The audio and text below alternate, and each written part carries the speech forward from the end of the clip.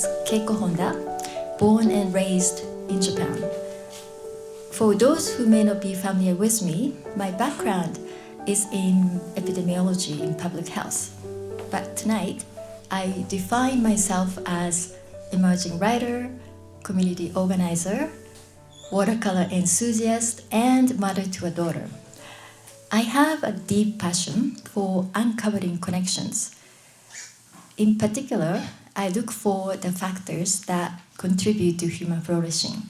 This book is a tale of a profound, immense transition, one that let me move from the academic rat race to a life of art making and community. The narratives draw its inspiration from my memories, observations, conversations, action, and reflections, all of which are interwoven around deeply personal question, which was, how have I managed to stay afloat after paralysis? And how could I forge connections with interconnected communities while preserving my unique self, whatever the form it may take? Some friends have asked me why I wanted to publish memoir at the age of 55. And interesting how we often associate writing memoir with old age. Anyhow, in my case, things are a bit different. I have two profound wake-up calls. About 17 years ago, I had experienced sudden paralysis due to transverse myelitis, which I had never heard of before. In a matter of 7 to 8 hours, I became paralyzed from chest down, unable to move. So, the near-death experience and a kind of death sentence that I felt at the time really instilled in me a profound sense of mortality. So imagine that scenario. You only just have 3 days to live. What would you choose to do with that time? Perhaps you may want to reach out to your loved ones, express your feelings, and perhaps share untold stories with them, wouldn't you? Carl Jung once said, life really begins at 40. Up until then, you are just doing research.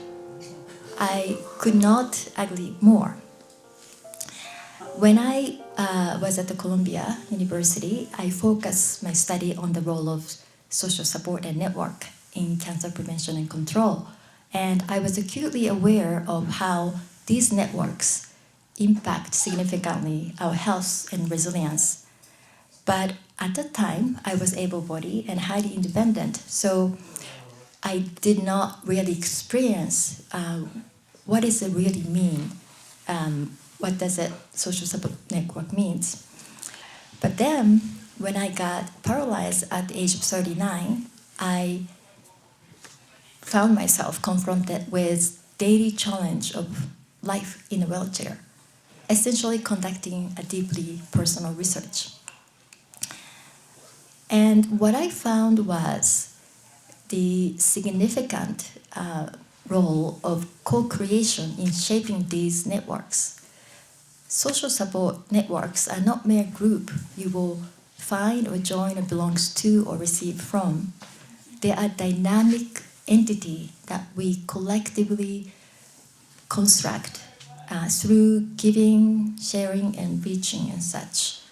So human beings are essentially a communal being, and healthy community understands that.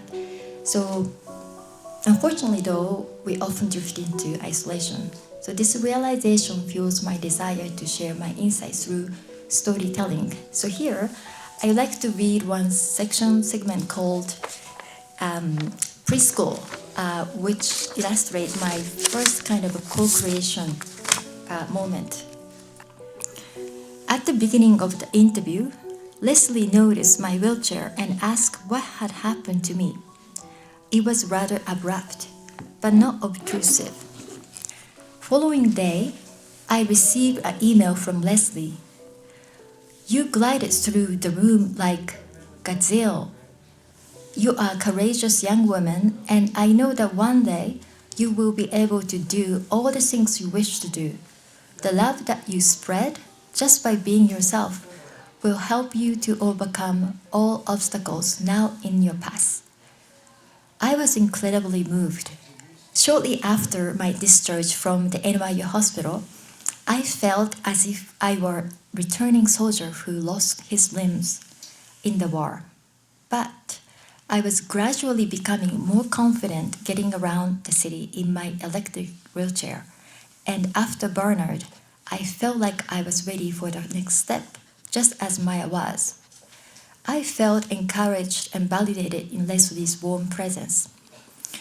I was still quite limited physically and learning to adapt, but she saw through my vulnerability and gently gave me back the confidence I needed.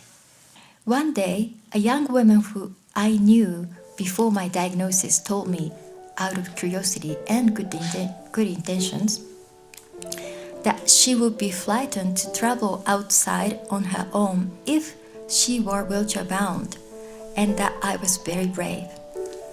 I smiled and replied, I used to think that way too. At that moment, I realized how much I had changed my sense of self. The compassion of Leslie and other friends and strangers, their simple act of kindness was key to building a new community. But they also changed the way I saw myself in a wheelchair, and I understood my new identity. They helped provide a sense of freedom from my previously held stigma about disability. I was affirmed, nourished, liberated, and the community forming around me also changed. We are all transformed. My neighborhood was somehow becoming an extension of myself. Slowly, I began, quote unquote, standing with them too. Leslie reminded me of one of the most beautiful Japanese expressions, yoriso, to snuggle up with someone or stay close. But it carried more than a physical meaning, implying acting together in solidarity, connecting with people's life and hearts, coexisting harmoniously. It is about symbiosis, understanding, and empathy, and our community grew because of this. If I ever encounter conflict again, I would remember to flex my yoriso muscles. Thank you.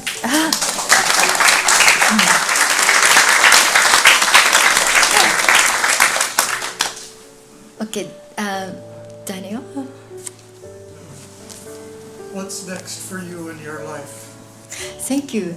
I've been embarking on new memoir, which I just called it like a hopefully, picking up where I left, first one left off.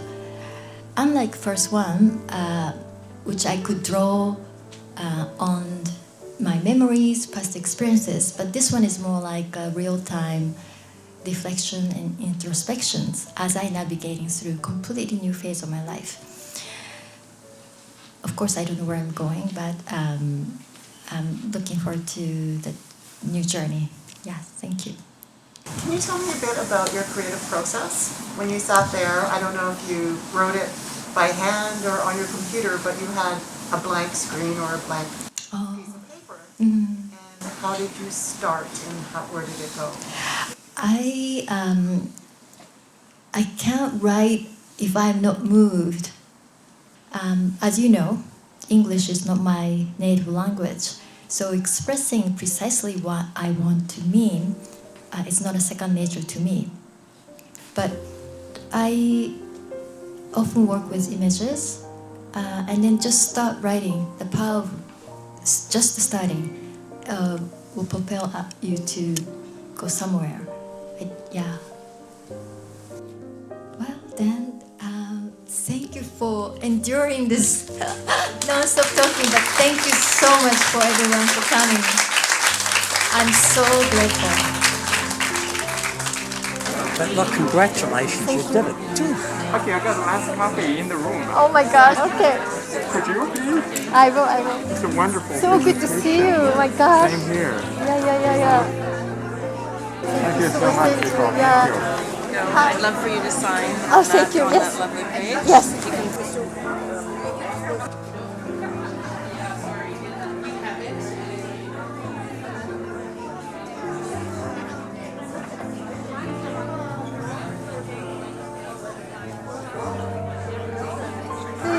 Congratulations, Keiko. Okay, thank you so much. Well done. Oh, congratulations. You're so great person. Great luck. Thank you. Great.